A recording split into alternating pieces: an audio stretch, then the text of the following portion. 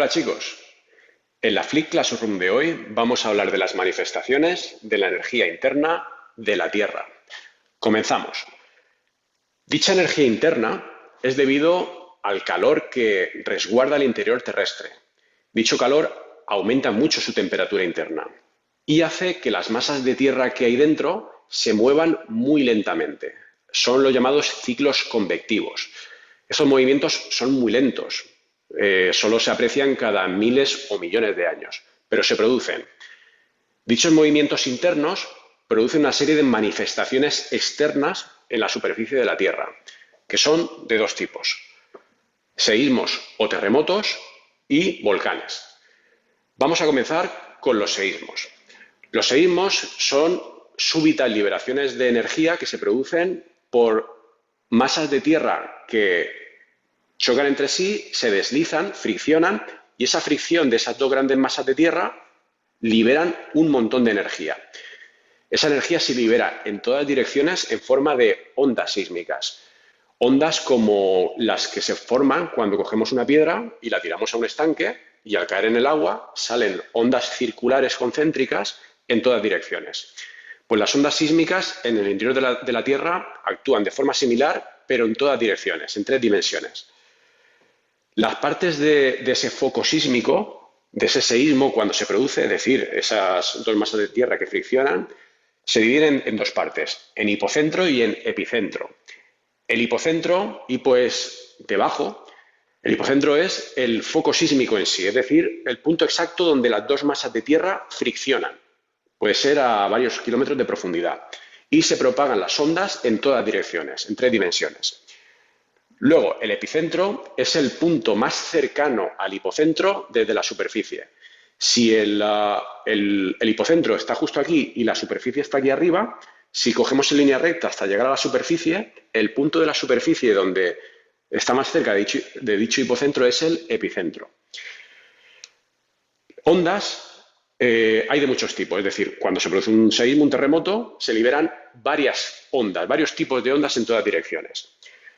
Son las ondas P o primarias, son las más rápidas. Se le llaman así porque son las primeras en llegar a los sismógrafos. Los sismógrafos eran esos aparatos que registraban, que hacían muchas rayas así, y registraban las ondas sísmicas sobre un papel. Bueno, aunque también los hay digitales, pero seguro que lo habéis visto. De todas formas, luego os pongo una imagen. Son, como he dicho, las más rápidas y las primeras en llegar a dicho sismógrafo. Luego vienen las ondas S o secundarias. Se le llaman así porque son más lentas y son las que llegan en segundo lugar a los sismógrafos. Estas dos, las ondas P y las ondas S, son internas, ondas internas, es decir, que viajan por el interior de la Tierra. Pero hay un tercer tipo de ondas que viajan por la superficie, las ondas superficiales, las ondas Rayleigh y Love, que se llaman. Estas ondas viajan como la piedra que he dicho antes del estanque por la superficie, que hace en el agua, que hace ondas en todas partes, pues igual, pero en tierra. Son más lentas que las anteriores, pero son las más destructivas, son las que más daños produce al ser humano. Porque al viajar por la superficie es la que pues, destruye edificios, casas y produce los mayores daños. Dependiendo del foco sísmico a qué profundidad se encuentre, hay de tres tipos. Hay focos superficiales, estos son los que más cerca están de la superficie, a menos de 70 kilómetros de profundidad. Luego de foco intermedio, si están entre 70 y 300 kilómetros. Y luego de foco profundo, si están a más de 300 kilómetros, bastante profundidad. Eso en cuanto a los seísmos. Lo otro, la otra manifestación son los volcanes. Volcanes seguro que habéis visto miles en la tele. De hecho, es raro la semana que no haya uno que entre en erupción. La erupción puede ser más o menos violenta, pero todos tienen una serie de características que comparten en común. Los volcanes son la manifestación de la unión de la actividad interna de la Tierra con la superficie. Es decir, dichos movimientos de tierra hacen que se libere energía y esa energía que se libera también produce un aumento de temperatura que funde las rocas. Es decir, un cambio de presión y temperatura en el interior de la Tierra hace que dichas rocas que hay ahí se fundan. Esa fusión de las rocas forma el magma. que cuando sale a la superficie forma coladas de magma fluida que son coladas de lava. Es decir, es cuando el magma sale a la superficie, al exterior. Si cogemos un volcán típico, un estratovolcán, podemos diferenciar varias partes. En primer lugar, la cámara magmática. La cámara magmática está bajo tierra y es donde se forma el magma por esos cambios de presión y temperatura. La roca circundante se funde y, claro, digamos que al fundirse, su densidad cambia y tiende a salir hacia afuera. Es decir, esto es como el tema del hielo y el agua líquida. Al fundirse la roca, dicho magma tiene menos densidad. Esa densidad menor que las rocas que hay alrededor hace que por narices tenga que salir hacia afuera. Es decir, hay una presión que ejerce que salga hacia afuera. Sale a través de la chimenea volcánica. Es decir, es como un conducto que sale de la cámara magmática, más o menos circular, hasta que llega a un punto de la superficie donde empieza a salir dicho magma. Sería como si fuera la primera vez, sería un volcán que acaba de nacer. Conforme sigue tirando magma y va formando lava en forma de coladas y demás, se va construyendo el edificio volcánico, el cono volcánico.